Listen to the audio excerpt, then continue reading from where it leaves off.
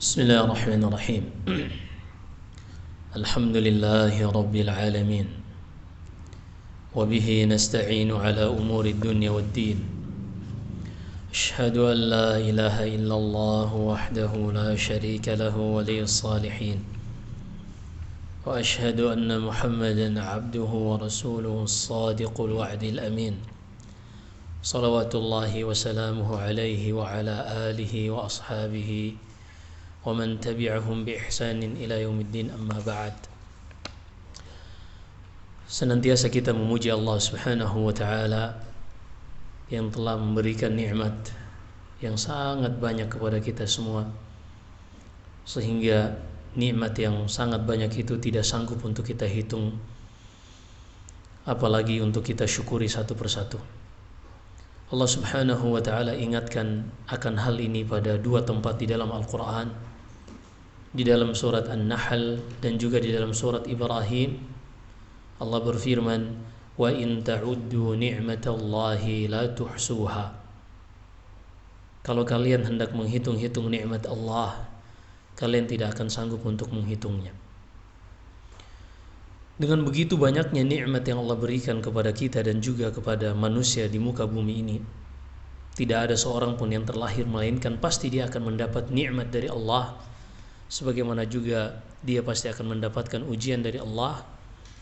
Tapi di hari ini Allah Subhanahu wa taala berikan kepada kita nikmat syar'iyyah, bukan hanya nikmat duniawiyah yang mungkin pada saat ini Allah tidak berikan kepada orang lain.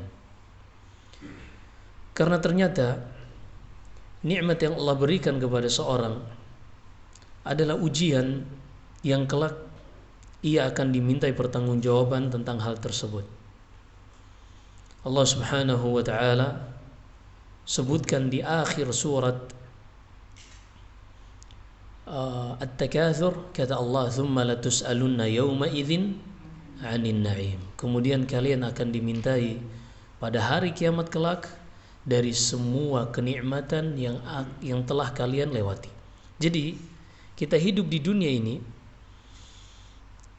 semua nikmat yang kita dapatkan dengan cara yang mubah akan dihisab, dan yang didapatkan dengan cara yang haram akan diadab.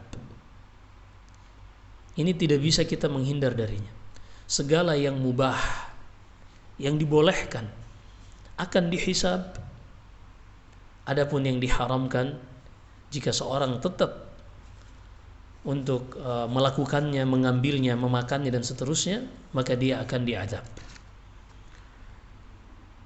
Dengan melihat dua kondisi ini, seorang muslim dan muslimah berarti dia harus mengetahui bagaimana cara menyelamatkan dirinya untuk selamat pada hisab, dan bagaimana caranya untuk dia bisa mengetahui mana yang haram sehingga dia jauhkan agar dia tidak diadab. Ketahuilah semuanya ini tidak mungkin bisa didapatkan oleh seseorang kecuali dengan belajar.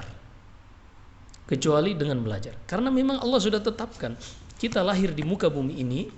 Allah sebutkan kodrat kita di surat An-Nahl, kata Allah, "Wallahu akhrajakum min butuni ummahatikum la ta'lamuna syai'an." Allah lah yang mengizinkan kalian terlahir dari rahim-rahim ibu kalian dalam keadaan kalian tidak mengetahui apapun.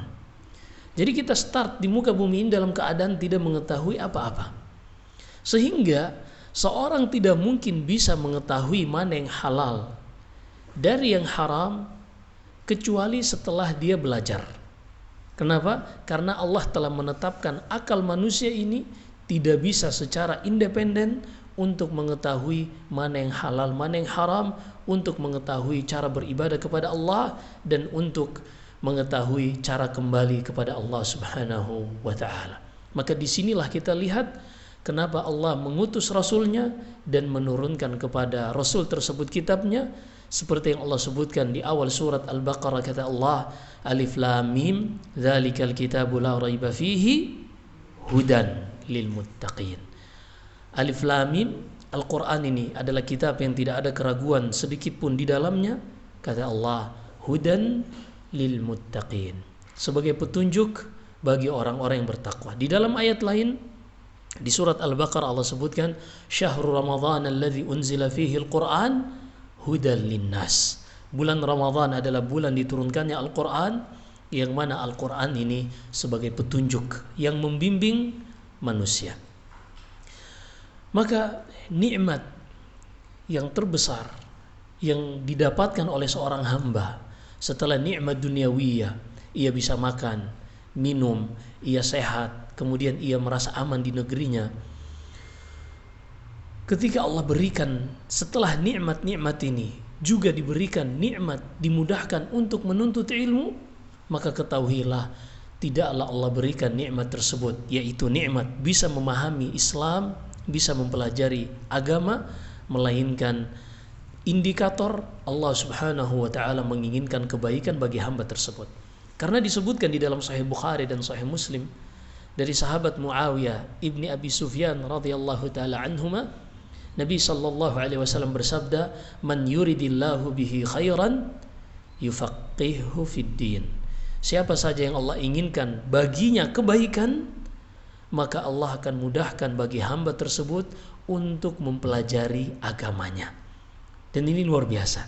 Maka ketika kita melihat diri kita sudah mendapatkan nikmat, alhamdulillah kita bisa makan, bisa minum, punya pakaian yang cukup, punya tempat tinggal, punya keluarga, ditambah lagi kita dimudahkan untuk bisa menuntut ilmu, maka menuntut dari kita rasa syukur harus lebih banyak dibanding orang-orang yang tidak mendapatkan nikmat ini. Baik, maka melihat hal ini, alhamdulillah kita ingin mencoba untuk mempelajari agama kita. Dan mempelajari agama ini para ulama membagi dua. Ada ilmu-ilmu yang sifatnya fardu kifayah. Ada ilmu yang sifatnya fardu kifayah. Apa itu ilmu yang sifatnya fardu kifayah?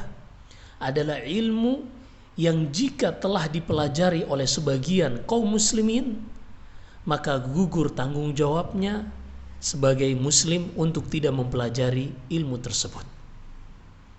Kita ulangi, fardu kifayah adalah kewajiban yang jika sebagian kaum muslimin dengan jumlah yang cukup telah melaksanakan ibadah tersebut, gugur tanggung jawab dan dosa dari kaum muslimin yang lain.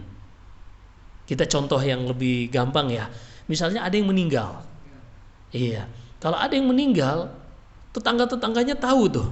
Tapi nggak ada yang nyelenggarain jenazahnya. Nah ini berdosa semua. Orang-orang yang tahu semuanya berdosa. Tapi kalau misalnya sudah ada yang menyelenggarakannya, jumlahnya cukup, maka gugur dosa dari yang lain.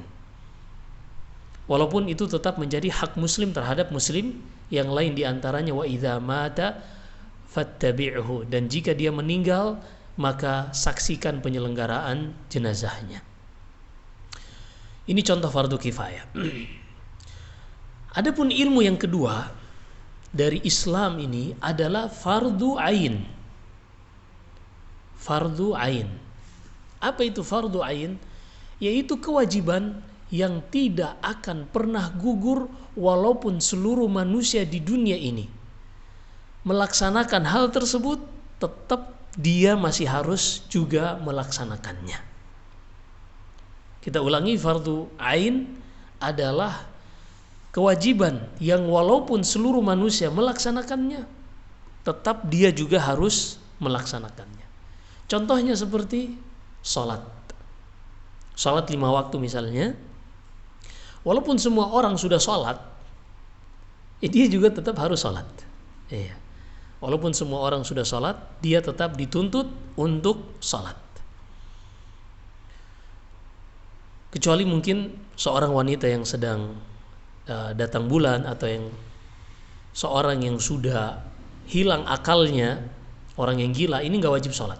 Atau anak kecil yang belum mencapai usia balik, ini belum wajib sholat, namun tetap diberikan pendidikan untuk bisa mengetahui bagaimana tata cara sholat, waktu sholat, tempat-tempat sholat, dan hal-hal yang berkaitan dengan kewajiban ini.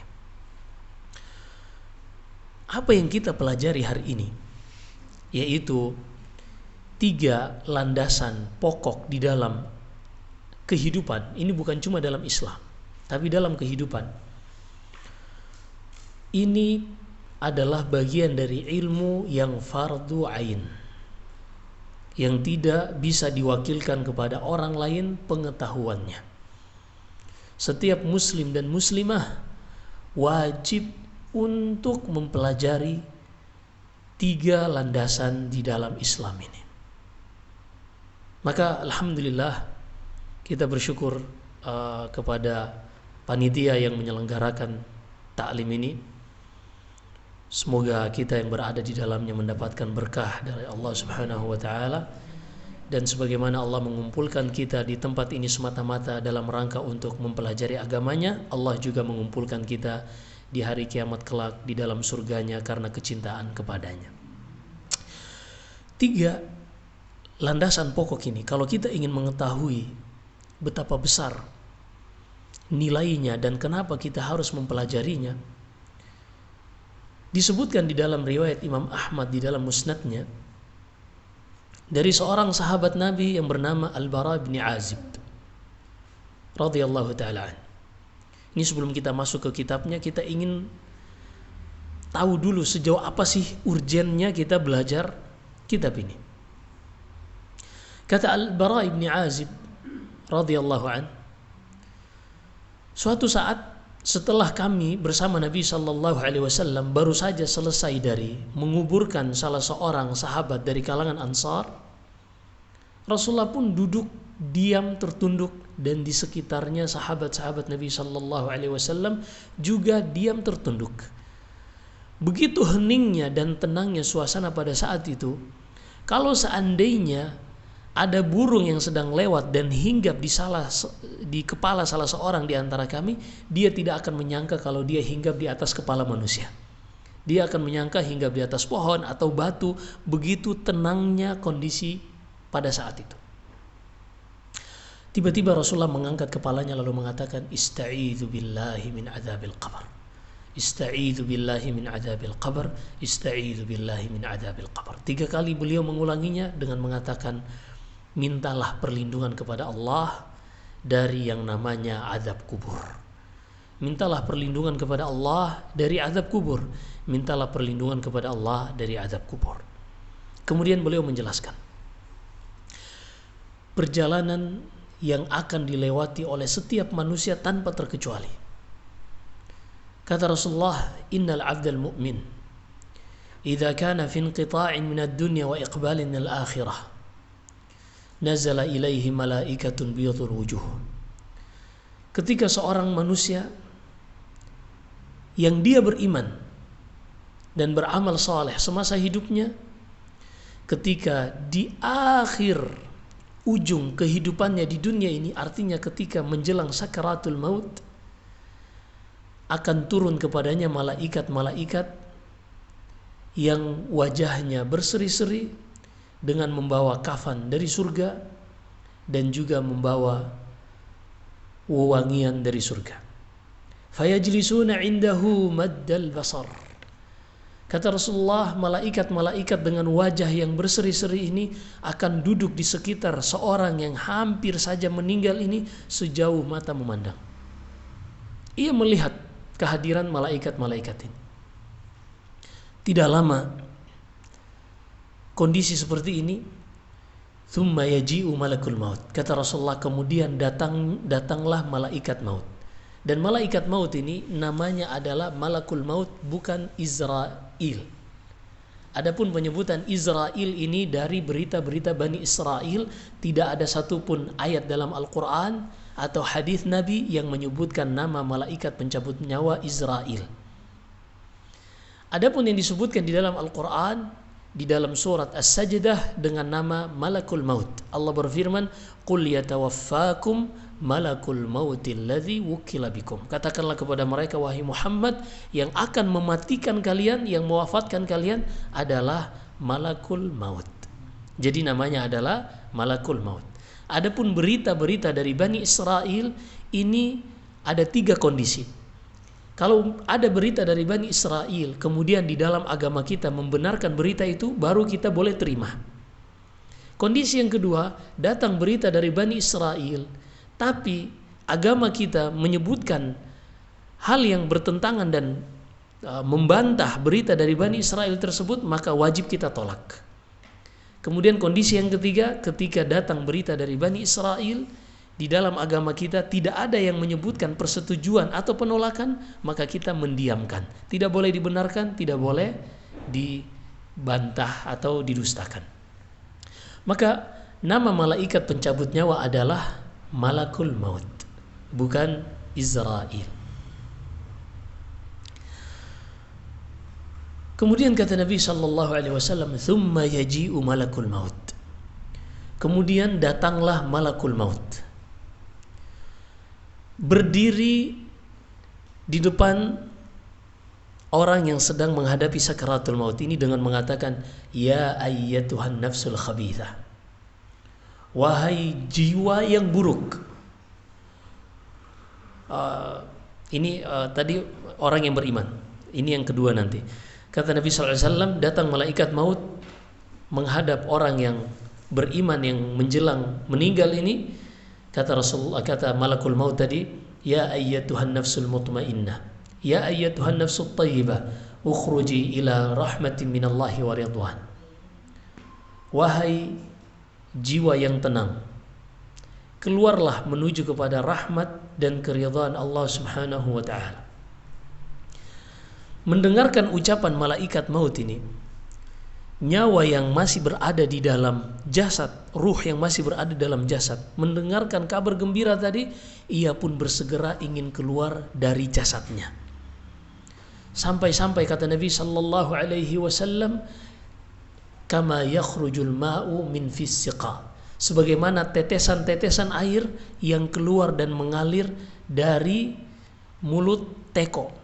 Jadi kalau kita menuang air, itu nggak ada beban, air langsung keluar. Demikian roh seorang yang beriman, setelah ia mendengarkan kabar gembira dari malaikat maut yang akan mencabut nyawanya, ia pun senang dan bersegera untuk menuju kepada ridha dan rahmat Allah Subhanahu wa taala. Akhirnya malakul maut pun mencabut nyawa dari ubun-ubunnya. Nyawa itu dicabut dan berakhir di ubun-ubun. Dan kata Nabi sallallahu alaihi wasallam, "War-ruhu idza kharajat tabi'aha al-basar." Jika ruh itu keluar, maka kedua mata ini akan mengikutinya hingga kita saksikan setiap orang meninggal matanya terbelalak ke atas. Itu mengikuti ruhnya yang terakhir tercabut. Maka di antara yang disunahkan dalam hadis-hadis Nabi sallallahu alaihi wasallam, ketika seorang mendapati seorang yang baru meninggal, yang disunahkan adalah menutup kedua matanya. Kenapa? Karena ruh tadi ketika keluar dicabut oleh malaikat maut, ruh itu akan diikuti oleh pandangan mata. Ketika ruh ini berada di tangan malakul maut, malaikat-malaikat yang berwajah berseri-seri tadi, yang datang duduk di sekitar orang yang hendak meninggal ini sejauh mata memandang, mereka tidak membiarkan ruh ini tetap berada di tangan malaikat maut. Akan tetapi malaikat-malaikat tadi bersegera untuk mengambil dari tangan malaikat maut dan menempatkan ruh ini ke dalam kafan yang dibawa dari surga tadi dan diberikan wewangian yang diambil dari surga. Setelah itu pun mereka menuju ke langit. Mereka akan menghadap Allah Subhanahu wa taala, para malaikat ini, dengan membawa ruh. Maka setiap kali mereka melewati pintu langit yang pertama, mereka akan meminta untuk dibukakan pintu langit. Dan langit ini bukan yang kita saksikan di atas kepala kita. Karena jarak antara bumi dengan langit 700 tahun perjalanan. Dan antara langit satu dengan langit yang kedua 700 tahun perjalanan. Dan kita lihat para saintis, para ilmuwan, para astronomi, mereka belakangan terus merilis benda-benda angkasa yang masih terus didapatkan dengan jarak yang sangat jauh. Karena memang langit pertama, langit dunia disebut dengan wa zayyana sama'ad dunya bimasabiha wa ja'alnaha rujuman lisyayatin, pada surat Al-Mulk ayat ketiga dan keempat Allah sebutkan, dan kami hiasi langit dunia dengan bintang-bintang, termasuk di dalamnya matahari, bulan dan planet. Jadi yang kita saksikan dari lampu-lampu langit itu adalah perhiasan langit dunia, langit yang paling dekat dengan bumi. Sampai sekarang mereka belum bisa mencapai bintang yang paling ujung, karena memang manusia tidak akan bisa menembusnya. Ya ma'asyaral jinni wal insi in istata'tum an tanfudhu min aqtaris samawati wal ardi fanfudhu la tanfudhuna illa bisultan. Allah sebutkan di dalam surat Ar-Rahman, fabi ayyi ala'i rabbikuma tukadziban. Akhirnya malaikat-malaikat yang berwajah berseri-seri tadi mengambil ruh ini dari tangan malaikat maut, memasukkannya ke dalam kafan, memberikan wewangian yang mereka bawa dari surga, dan menuju ke langit yang pertama, meminta untuk dibukakan. Ketika meminta untuk dibukakan, para penduduk langit pertama bertanya, siapa ini? Lalu malaikat yang membawanya mengatakan, Fulan bin Fulan. Dia adalah Fulan bin Fulan, disebutkan dengan nama-nama yang terindah yang dahulu ia senang disebutkan semasa hidup di dunia. Ketika menuju ke langit yang kedua, para malaikat terus yang tadi kembali meminta untuk dibukakan. Lalu kata malaikat yang berada di langit kedua, ma hadhir rihut thayyibah, aroma apa yang sangat wangi ini? Mereka pun mengatakan Fulan bin Fulan, disebutkan dengan nama-nama yang terbaik, hingga sampai ke langit yang ketujuh, hingga menghadap Allah Subhanahu wa ta'ala di atas langit. Lalu mereka pun mengatakan kepada Allah, dan Allah lebih mengetahui apa yang dilakukan oleh hamba-hambanya. Hanya saja Allah ingin memperlihatkan hikmahnya kepada hamba-hambanya. Setelah disebutkan bahwasanya dia adalah Fulan bin Fulan yang dahulu beriman dan beramal saleh, Allah perintahkan, uktubu kitab abdi fi illiyin, tuliskan catatan amalan hambaku ini di dalam kitab illiyin. Jadi kitab itu ada dua. Yang pertama illiyin, di sini dituliskan amalan orang-orang yang beriman dan beramal saleh. Yang kedua ada namanya sijin. Sijin ini kitab yang ditulis padanya amalan-amalan para pelaku kesyirikan dan kekufuran. Ini Allah sebutkan keduanya di dalam surat Al-Mutaffifin. Kalla inna kitabal fujjari lafi sijjin, kemudian kalla inna kitabal abrari lafi illiyin. Baik. Setelah itu Allah Subhanahu wa taala mengatakan kepada malaikat, kembalikan ruh hambaku ini kepada jasadnya yang sudah dikubur di dalam lubang yang hanya berukuran 1x2. Maka ruh ini dikembalikan kepada jasadnya, namun ruh dan jasad ini sudah berada pada satu dimensi kehidupan yang berbeda dari dimensi kehidupan sebelumnya. Dia berada di sebuah tempat yang namanya barzakh. Barzakh ini yang Allah sebutkan dalam surat Al-Mu'minun dalam Al-Quran, wa mi waraihim barzakhun ila yaumi yub'atsun. Barzakh ini artinya penghalang. Apa makna penghalang? Sekarang ia hidup di dalam satu dimensi yang disebut dengan alam kubur.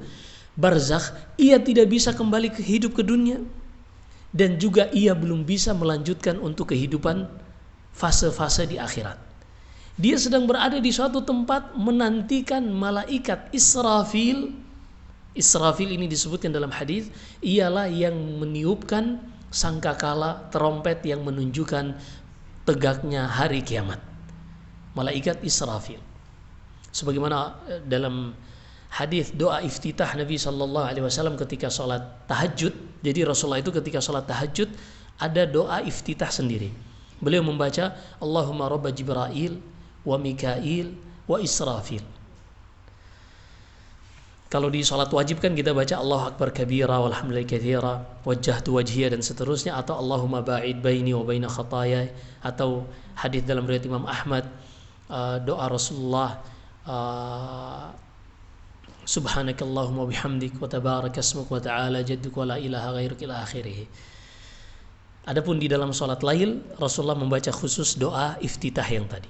Allahumma rabba Jibril wa Mikail wa Israfil fatiras samawati wal ard alimal ghaibi wasyahada anta tahkum baina ibadika fima kanu fihi yakhtalifun ihdini lima ikhtalifa fihi minal haqqi biidnik innaka tahdi man tasha'u ila siratim mustaqim. Barulah beliau membaca Al-Fatihah. Baik. Jasad ini dikembalikan. Hidup pada satu dimensi, ia tidak bisa kembali ke dunia atau melanjutkan kepada kehidupan akhirat. Entah berapa lama di situ. Bayangkan Qabil dan Habil yang sudah meninggal sebelum diutusnya Nabi Nuh. Nabi Nuh saja hidup berdakwah selama 950 tahun. Sebelumnya Qabil dan Habil sudah beberapa generasi meninggal. Lalu bagaimana dengan kita nanti yang juga meninggal dan tidak mengetahui sampai kapan, kalau kita tidak mempersiapkan bekal untuk hari tersebut. Kata Nabi SAW, setelah ruh ini dikembalikan ke jasadnya dan berada pada satu dimensi kehidupan yang berbeda, fayatihi malakan, maka dia akan didatangi oleh dua malaikat. Disebutkan Imam Ahmad dalam musnadnya, nama malaikat yang dua ini adalah Munkar dan Nakir.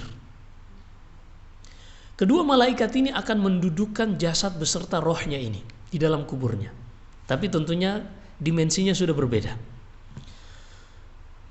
Fayas'alani, keduanya akan bertanya dengan 3 pertanyaan. Yang pertama, man rabbuk? Siapa Tuhanmu?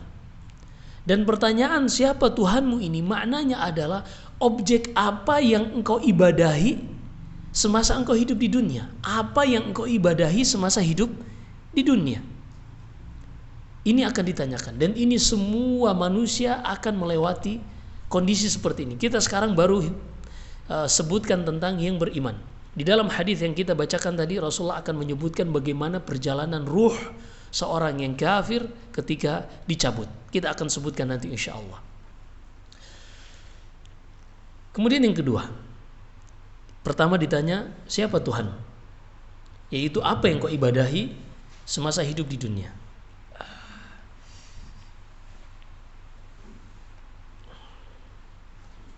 Mulai keram. Baik. Enggak apa-apa, nyantai aja insya Allah. Kedua, dia akan ditanyakan madinuk, apa agamamu? Apa makna ditanya apa agamamu? Yaitu apa syariat yang engkau amalkan di dalam beribadah kepada Tuhanmu itu. Syariat apa yang engkau amalkan di dalam beribadah kepada Tuhanmu tadi. Jadi ini nyambung ya, pertanyaan pertama nyambung dengan pertanyaan kedua. Kemudian pertanyaan ketiga, wa man hadzal rajul alladzi bu'itsa fiikum, dalam riwayat lain man nabiyyuk? Siapa nabimu? Apa makna pertanyaan siapa nabimu? Yaitu tuntunan siapa, contoh siapa yang engkau ikuti dalam beribadah, mengikuti syariat agamamu, tujuannya untuk beribadah kepada yang engkau ibadahi. Perhatikan pertanyaan siapa nabimu, yaitu siapa yang engkau ikuti contoh dan tuntunannya di dalam mengamalkan agamamu dalam rangka beribadah kepada Tuhanmu tadi. Jadi 3 pertanyaan ini adalah pertanyaan yang saling berkesinambungan. Kata Nabi SAW, karena yang sedang kita bahas ini adalah seorang yang beriman, maka dia akan mengatakan Rabbi Allah wa dini al-Islam wa Nabi Muhammadun sallallahu alaihi wasallam. Dia menjawab, yang aku ibadahi semasa hidup di dunia adalah Allah. Hanya kepadanya aku serahkan ibadah. Hanya kepadanya aku berdoa. Hanya kepadanya aku berharap, meminta, bertawakal, memohon perlindungan. Dan juga hanya kepadanya aku menyembelih, menyerahkan seluruh hidup dan matiku. Qul inna salati wa nusuki wa mahyaya wa mamati lillahi rabbil alamin la syarika. Allah sebutkan ini di akhir surat Al-An'am. Katakanlah wahai Muhammad dan juga umatmu, sesungguhnya salatku, sembelihanku, nusuki artinya sembelihanku, hidupku dan matiku, semuanya hanya untuk Allah Subhanahu wa ta'ala, pemilik alam semesta ini, tidak ada sekutu baginya. Maka orang tadi mengatakan, yang aku ibadahi adalah Allah, dan di dalam aku beribadah kepadanya adalah aku mengamalkan syariat Islam, bukan syariat inovasi yang ditambah-tambahkan oleh manusia. Dan di dalam mengamalkan syariat Islam ini, aku mengikuti contoh dan tuntunan dari Nabi Sallallahu Alaihi Wasallam. Ini luar biasa. Yang ia ibadahi, yang ia serahkan kepadanya ibadah adalah Allah. Di dalam beribadah tersebut, syariatnya yang ia ikuti adalah syariat Islam, dan di dalam mengamalkan syariat Islam tersebut, yang ia jadikan tuntunan dan sebagai contoh adalah syariat Nabi kita Muhammad Sallallahu Alaihi Wasallam. Iya. Dan 3 pertanyaan inilah yang merupakan tujuan pokok buku ini ditulis, yaitu bagaimana seorang bisa menjawab pertanyaan di dalam kubur, siapa Tuhanmu, apa agamamu, dan siapa nabimu. Ketika seorang yang beriman ini telah berhasil menjawab 3 pertanyaan ini, ternyata kedua malaikat tadi masih bertanya, wa ma ilmuka bidzalik, dari mana engkau bisa mengetahui jawaban 3 hal ini? Kata orang yang meninggal tadi dan dia beriman, dengarkan, dan ini luar biasa jawabannya. Ia mengatakan, qara'tu kitab Rabbi. Aku bisa menjawab 3 pertanyaan ini karena aku membaca dan mempelajari kitab hidayah yang Allah sudah turunkan kepada Rasulnya. Berarti 3 pertanyaan ini bukan untuk dijadikan bahan candaan. Apalagi ada yang bilang, wah, ada makam salah seorang kiai, dia tidak akan didatangi 2 malaikat Munkar dan Nakir karena kuburannya tidak pernah sepi. Atau mungkin kalau datang malaikat Munkar dan Nakir, keluarkan saja KTA, kartu tanda anggota ormas misalnya. Ini mengolok-olok malaikat Munkar dan Nakir. Kenapa? Seorang meninggal itu tidak akan membawa apa-apa. Dalam Sahih Bukhari kata Nabi Sallallahu Alaihi Wasallam, yatba'ul janazah thalatha. Jenazah itu ketika menuju kepada kuburannya, dia akan diikuti oleh 3 hal. Yatba'uhu maluhu wa ahluhu wa amaluh. Dia akan diikuti oleh harta, keluarga, dan amalannya. Fayarji'u thnani wa yabqa wahid. Akan kembali 2, yang tersisa akan menemaninya sampai hari kiamat kelak hanya 1. Akan kembali keluarga dan hartanya, dan yang tersisa menemaninya hanyalah amalannya. Secinta apapun seorang suami kepada istri, atau istri kepada suami, anak kepada ayahnya, atau orang tua kepada anaknya, tidak akan ada yang siap menemani di dalam kuburan. Semuanya akan mengatakan, saya punya kesibukan, saya harus begini, dan saya punya target dalam hidup ini, cita-cita yang belum dikejar. Gak akan ada yang mau rela mati bersama kita menemani dalam kuburan. Harta yang ketika seorang masih hidup dikumpulkan, pergi subuh pulang malam, peras keringat banting tulang sampai berdarah-darah, yang ia kumpulkan begitu banyak hingga menjadi berpuluh-puluh digit di bank misalnya. Ketika ia meninggal, hartanya ini hanya akan menjadi 4 hal. Yang pertama, untuk biaya penyelenggaraan jenazah. Yang kedua, untuk membayar hutang-hutangnya kalau ada. Yang ketiga, untuk menunaikan wasiatnya kalau ia meninggalkan wasiat dengan catatan tidak boleh melebihi 1/3 dari hartanya. Kemudian yang keempat, menjadi milik ahli waris. Gak akan ada. Sehingga kalau harta ini mau ikut dimasukkan ke dalam kuburan, ahli warisnya berhak melarang. Kenapa? Itu bukan milik yang meninggal lagi. Sudah berpindah tangan menjadi milik ahli waris walaupun belum dibagikan.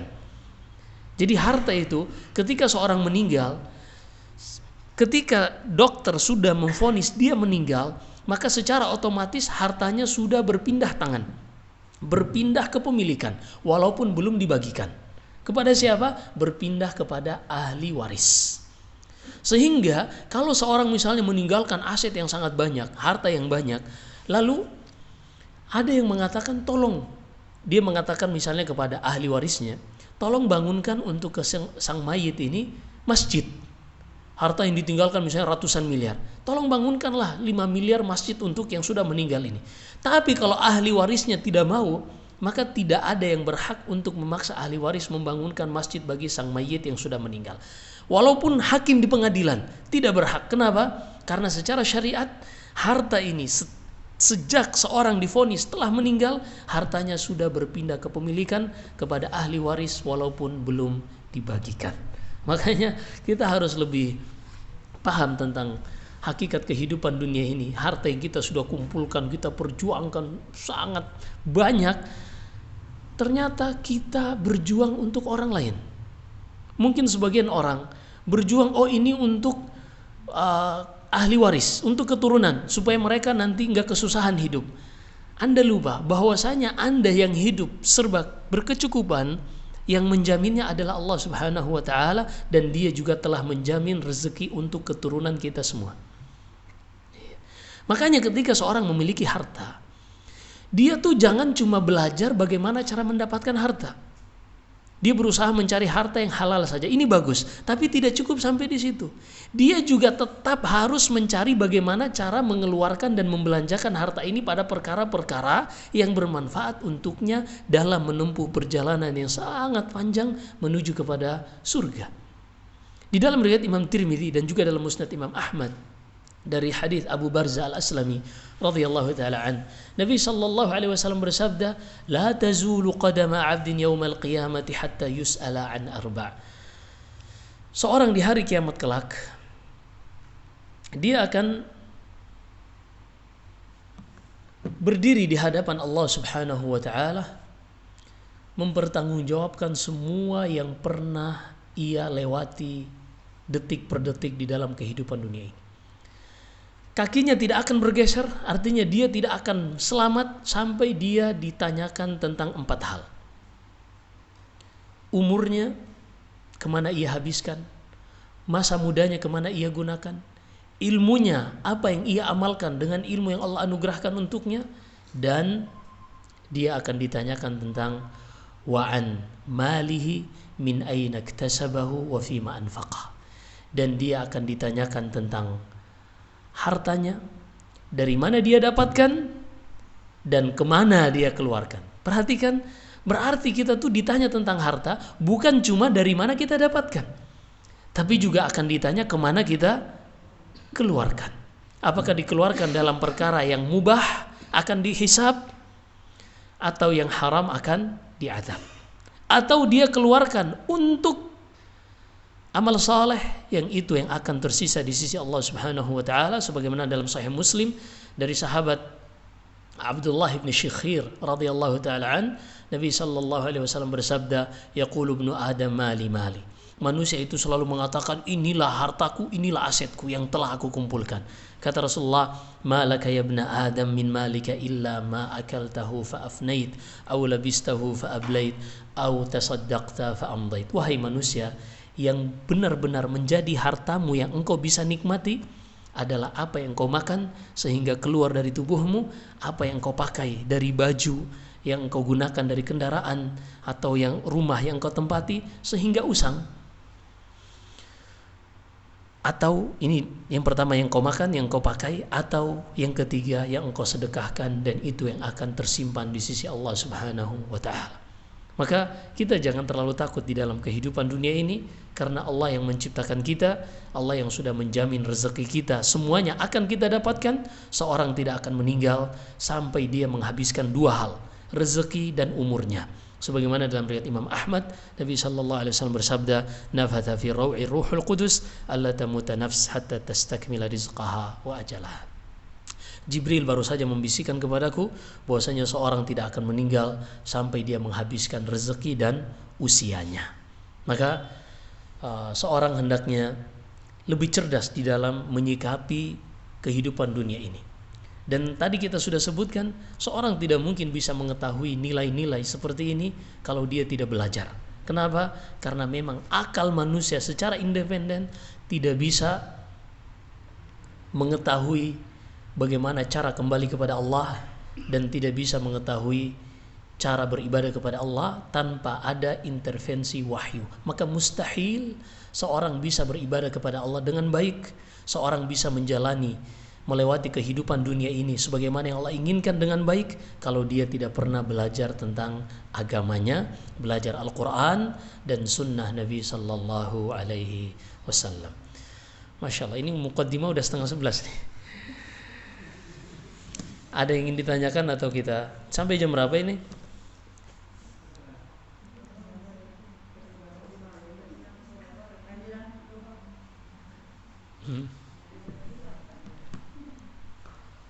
Sampai bahannya habis, nggak habis-habis sampai maghrib. Allah musta'an. Baik, silakan kalau ada yang ditanyakan, kalau enggak kita coba ambil sedikit dari kitabnya, insyaallah taala. Ya. Assalamualaikum warahmatullahi wabarakatuh. Amin, amin.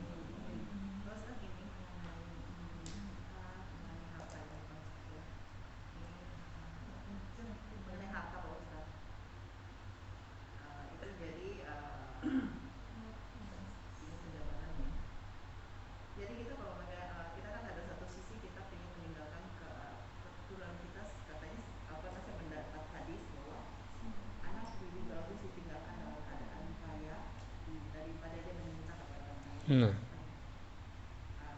Bagaimana Pak Ustaz dengan mengenai hak kita? Berarti kita kan menyangkut amalan soleh kita gini Pak Ustaz. Apa yang kita haruskan dan berapa banyak kita harus keluarkan supaya kita merasa tenang menjalani hidup ini untuk akhirat ini.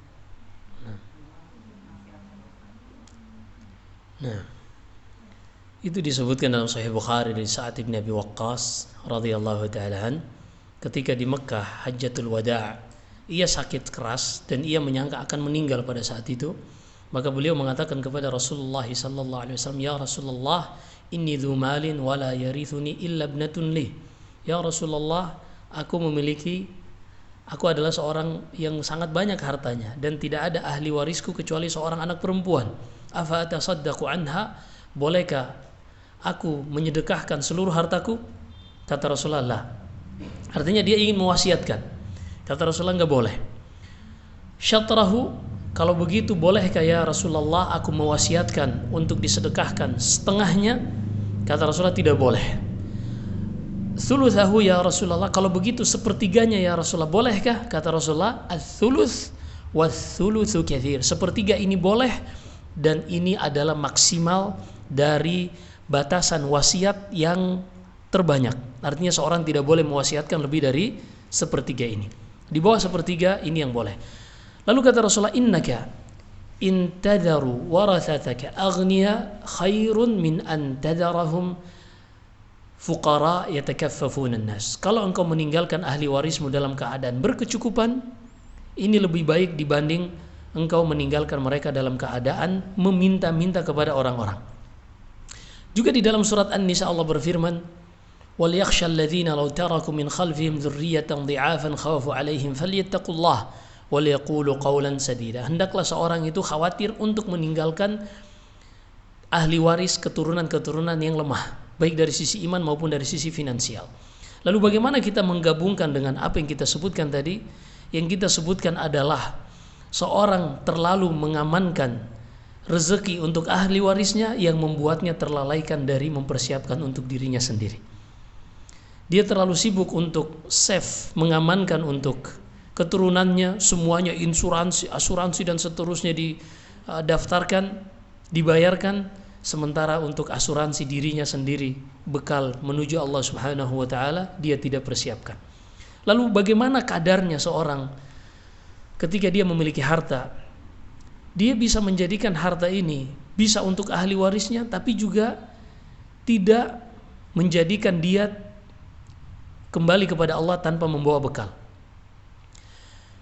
Jadi ketika seorang meninggal, kita sudah sebutkan tadi, ketika dia meninggalkan harta, apapun itu akan berpindah tangan menjadi milik ahli waris dan tidak akan menjadi amal saleh untuknya. secara amal soleh secara spesifik tidak akan menjadi amal soleh baginya. Harta yang ia tinggalkan adalah untuk ahli warisnya. Bagaimana seorang menjadikan harta yang ia miliki ini agar usia pahala dari yang ia tinggalkan lebih panjang daripada usianya hidup di muka bumi ini? Disebutkan dalam Sahih Bukhari dari Umar bin Khattab. Jadi pada perang Khaybar yang terjadi pada tahun 7 Hijriah, kaum muslimin menang. Setelah 1 bulan pengepungan, peperangan terjadi, kaum muslimin menang dan mendapatkan banyak sekali harta rampasan perang. Di antara harta rampasan perang yang terbaik adalah tanah, yang mana Khaybar adalah daerah yang memiliki banyak mata air sehingga cocok untuk pertanian dan perkebunan. Kata Umar bin Khattab, dia mendapatkan bagian dari pembagian harta rampasan perang tanah yang sangat subur. Dan Umar adalah manusia yang paham hakikat dunia.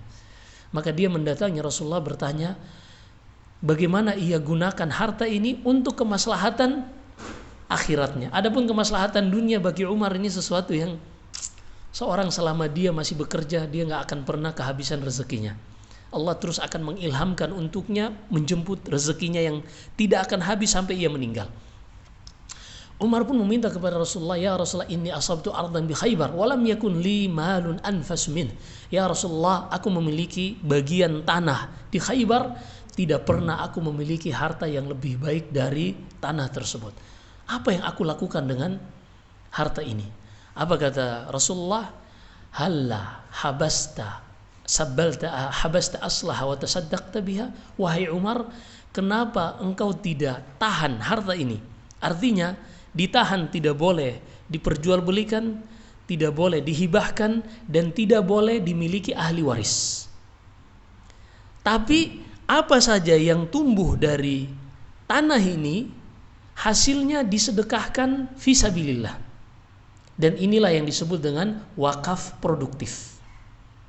Wakaf produktif. Apa itu wakaf produktif? Seorang misalnya memiliki tanah, lalu ia wakafkan kepada orang lain atau yayasan atau apapun itu, yang mana yayasan ini yang akan menjalankan dalam bentuk usaha pertanian atau perkebunan di atas tanah itu.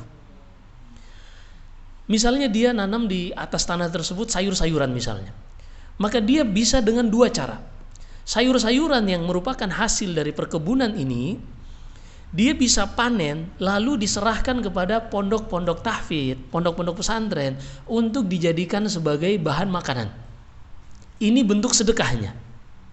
Yang pertama. Atau dengan cara yang kedua, sayur-sayuran hasil panen perkebunan ini ia jual ke pasar atau ke tukang sayur. Apalagi zaman sekarang bisa dengan online, langsung ke end user, langsung ke konsumen.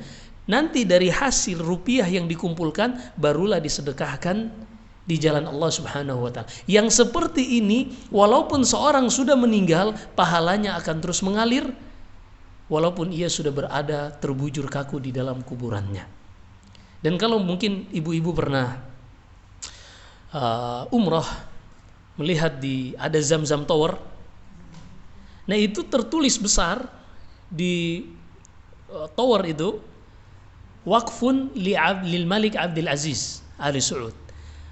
Gedung yang sebesar itu semuanya adalah wakaf yang diperuntukkan bagi Abdul Aziz, raja pendiri Saudi. Kok bisa wakaf, Ustadz? Kita kan bayar hotelnya mahal. Iya, tenan-tenan yang ada di situ semuanya bayar. Nah, jadi gini, semua hasil sewa dari tower tersebut disedekahkan untuk biaya operasional Masjidil Haram.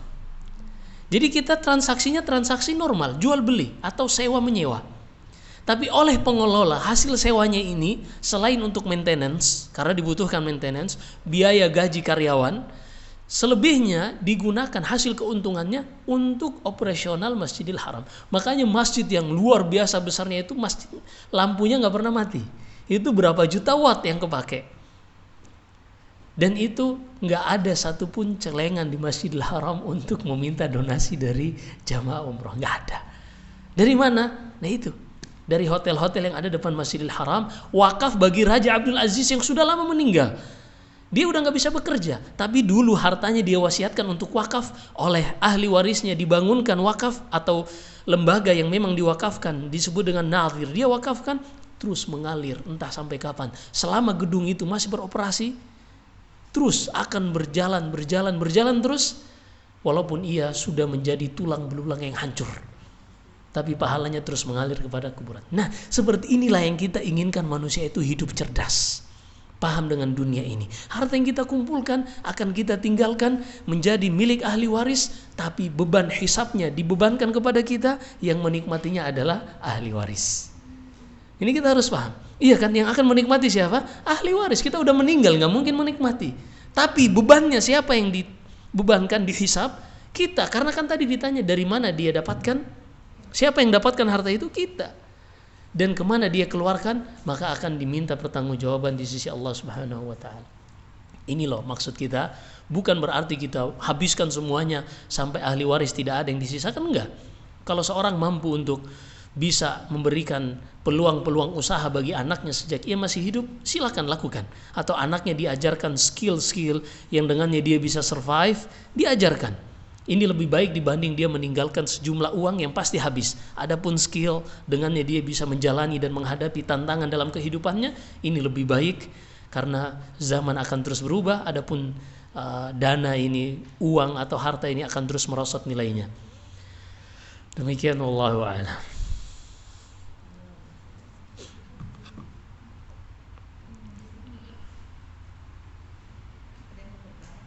Ya, silakan. Salam. Ya. Kalau misalnya ada saudara kandung dari pewaris sudah meninggal duluan daripada pewaris, nah apakah dia masih berhak atas ahli waris? Nah, apakah dia termasuk ahli waris yang berhak mendapatkan warisan? Nah, dalam syariat Islam ada 3 syarat warisan itu bisa terlaksana. Yang pertama, tahakkuk mautil muwarrith. Yang pertama harus dipastikan dulu yang memiliki harta ini benar-benar sudah meninggal. Artinya medis, dokter sudah memutuskan bahwasanya ini sudah meninggal. Ini yang pertama. Yang kedua, warisan ini tidak bisa dibagi sampai dipastikan ahli waris yang akan diberikan kepadanya warisan masih hidup. Ini yang kedua. Yang ketiga, harus dipastikan tidak ada penghalang-penghalang yang menghalangi seorang ahli waris dari menerima warisan dari yang meninggal. Ini jadi bahas warisan. Gak apa-apa. Kebetulan itu juga bidang saya. Lalu bagaimana dengan kondisi tadi, saudarinya sudah atau saudaranya sudah meninggal duluan, maka tidak terpenuhi padanya syarat. Maka kalau tidak terpenuhi padanya syarat, tidak berlaku hukum mewarisi. Di dalam Islam tidak ada hukum pewaris pengganti. Yang ada pada hukum positif atau yang dikenal dengan hukum Belanda yang mereka sebutkan sekarang dengan kompilasi hukum Islam. Apa itu kompilasi hukum Islam dan ini hukum Belanda, bukan hukum Islam. Yang mereka tidak mengenal yang namanya asabah. Secara ringkas, mereka memiliki pewaris pengganti. Misalnya, si A ini seorang ayah, memiliki anak B, C, D, dan E. A ini meninggal, ternyata B anaknya ini sudah meninggal duluan. Sudah meninggal duluan 10 tahun yang lalu atau 1 tahun yang lalu atau sehari sebelumnya. Sudah meninggal duluan. Dalam Islam berarti si A ini tidak menerima warisan. Kenapa? Karena ketika A ini yang ayah ya, yang B yang meninggal berarti. Ketika si B ini meninggal sebelum si A, maka ketika ayah A ini meninggal, si B ini tidak lagi menerima warisan. Kenapa? Karena si B ini sudah meninggal ketika A masih hidup, dan ketika dipastikan si A ini meninggal, si B udah meninggal duluan. Adapun di dalam kompilasi hukum Islam, dan ini hukum jahiliyah, hukum Belanda, ketika si A ini meninggal dan si B sudah meninggal duluan tapi punya anak istri, maka anak istrinya ini dinaikkan kepada status si A menjadi pewaris pengganti. Ini nggak boleh. Iya, Ini yang sangat disayangkan di negeri kita ini menggunakan kompilasi hukum Islam. Nah, itu yang dipakai, sangat disayangkan. Iya. Dan itu hukum jahiliyah yang tidak boleh diamalkan. Allah Subhanahu wa taala berfirman dalam surat Al-Maidah, "Afa hukmal jahiliyati yabghun wa man ahsanu minallahi hukman liqaumi yuqinun." Apakah mereka ingin menggunakan hukum jahiliyah? Padahal tidak ada hukum yang terbaik bagi seorang yang beriman kecuali hukum yang ditetapkan oleh Allah Subhanahu wa taala. Nah, tergantung. Kalau misalnya tadi A sang ayah, B, C, D, dan E ini anaknya, dilihat kalau tidak ada anak laki-laki, anak perempuan itu hanya mendapatkan maksimal 2/3. Maka misalnya C, D, E ini semua anak perempuan, maka mereka bertiga mendapatkan 2/3. Berarti kalau 2/3 masih ada sisa berapa? 1/3. Kalau disuruh matematika mundur. Sisa 1/3. Maka kalau sang A tadi adalah anak laki-laki, dia memiliki anak lagi, artinya cucu dari si B tadi adalah anak laki-laki dan dia memiliki cucu, maka dia masih mungkin mendapatkan warisan. Ya. Tapi kalau C, D, dan E tadi yang masih hidup ketika A meninggal, ada laki-laki di situ, maka laki-laki mendapatkan sisa. Artinya kalau sisa tidak akan ada lagi yang dapat sisa setelahnya. Seperti itu. Dan di dalam Islam, pembagian warisan itu dilihat dari yang pertama, fabil jihati taqdimu thumma biqurbihi. Yang pertama dari sisi kedekatan. Jadi ada namanya usul, jadi nasab itu dibagi 4. Ada usul, yaitu anak cucu ke bawah. Ada ini furu'.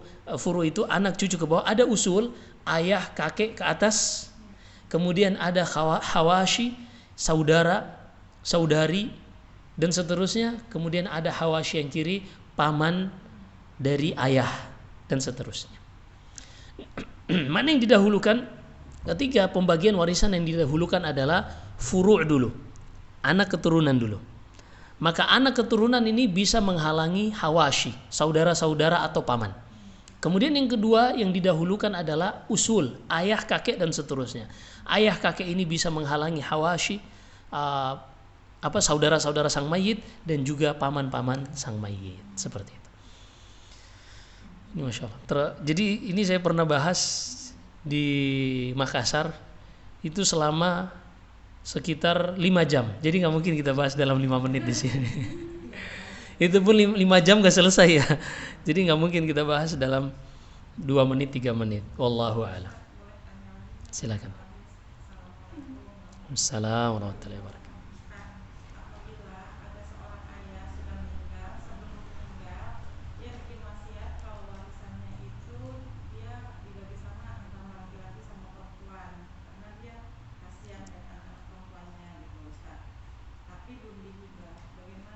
Nah, kalau dia akadnya belum dihibahkan, artinya tetap akad wasiat, maka wasiat seperti ini dianulir oleh hakim. Kenapa? Karena ketika seorang sudah meninggal, hartanya bukan milik dia lagi. Berlaku pada hukum warisan. Lidzakari mithlu hadzil unthayain. Kata Allah dalam surat An-Nisa, laki-laki mendapatkan 2 bagian dan perempuan 1 bagian. Jadi kenapa dianulir? Karena bukan milik dia lagi. Nah ini kita harus mikir tuh. Jadi ketika pas seorang meninggal, bukan milik dia lagi. Kalau dia ingin menjaga seperti itu, maka dihibahkan sebelum dia meninggal. Dan untuk hibah sendiri ada aturannya dalam Sahih Bukhari dari sahabat Nu'man ibn Bashir. Dia mengatakan, nahala liya abdi ghulaman, nahala liya abi ghulaman. Ayahku pernah memberikan hadiah hibah untukku seorang budak. Sementara Bashir ini, ayah dari Nu'man bin Bashir, punya anak-anak yang lain yang nggak dikasih sama. Akhirnya datang Bashir ini kepada ayahnya, kepada Nabi SAW bersama anaknya Nu'man. Lalu dia mengatakan, ya Rasulullah, ishhad li anni nahaltu libni hadha gulaman. Wahai Rasulullah, tolong persaksikan bahwasanya aku sudah menghibahkan untuk anakku ini harta berupa budak ini. Lalu Rasulullah bertanya, hal laka waladun ghairuhu? Hal kulla waladaka nahalta mithla? Apakah semua anakmu engkau berikan sama dengan yang ini? Kata Bashir? Tidak ya Rasulullah, cuma anak satu ini saja. Kata Rasulullah, idhab fa inni la ushidu 'alal jawr. Pergilah, karena aku tidak mungkin menjadi saksi terhadap kezaliman. Jadi ketika dia akadnya hibah, harus dibagi untuk semua anaknya. Namun ada pertanyaan dibahas oleh para ahli fikih, apakah pembagian ketika hibah ini juga berlaku seperti warisan, yaitu laki-laki mendapatkan 2 bagian, perempuan 1 bagian? Sebagian ulama mengatakan boleh dibagi rata, sebagian yang lain mengatakan tetap laki-laki harus mendapatkan 2 bagian, perempuan 1 bagian. Wallahu a'lam. Ini jadi belajar warisan nih, Masya Allah. Jadi memang ilmu warisan itu satu-satunya ilmu selain ilmu ibadah tentunya yang pasti dibutuhkan oleh semua manusia. Kenapa? Karena pasti dia punya orang tua yang sudah meninggal atau kakek yang sudah meninggal, dan mereka pasti meninggalkan harta. Lalu apa yang mereka lakukan dengan harta-harta tersebut? Wallahu a'lam.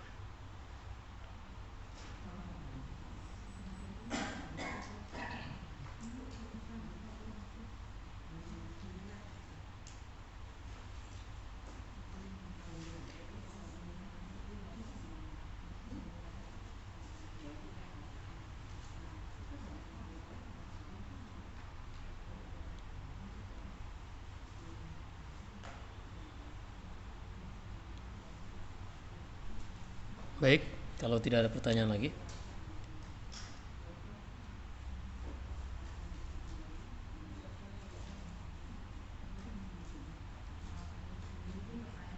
Ya, silakan.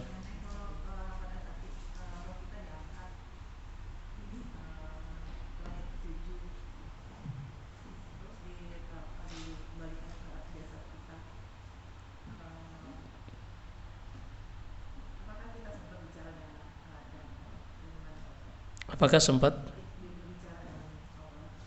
Enggak, di dalam hadis tersebut tidak ada lafaz yang menyebutkan ruh ini berbicara. Dan kita ahli sunnah wal jamaah mencukupkan keyakinan kita pada apa yang datang dalam Al-Quran dan hadis, dan tidak menambah-nambah sedikit pun atau mengurangi sedikit pun.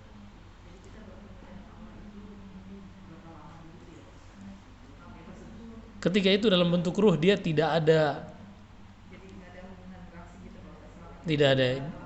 wallahu alam. Disebutkan dalam hadis tersebut dia hanya setelah dimasukkan ke dalam kafan, dalam wewangian, dibawa oleh para malaikat.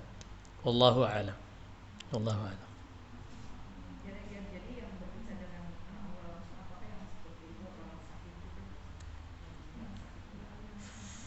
Ibu?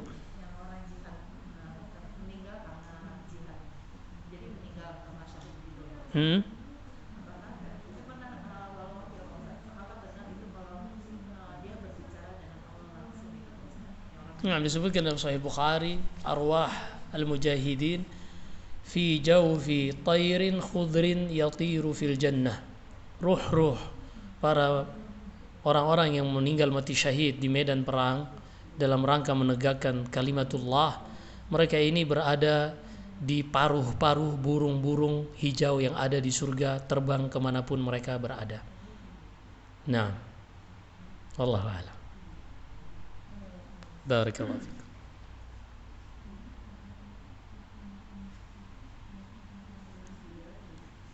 Baik. Ada lagi? Silakan kalau ada lagi. Enggak apa-apa. Cukup ya. Insyaallah pada pertemuan berikutnya kita langsung masuk ke kitab.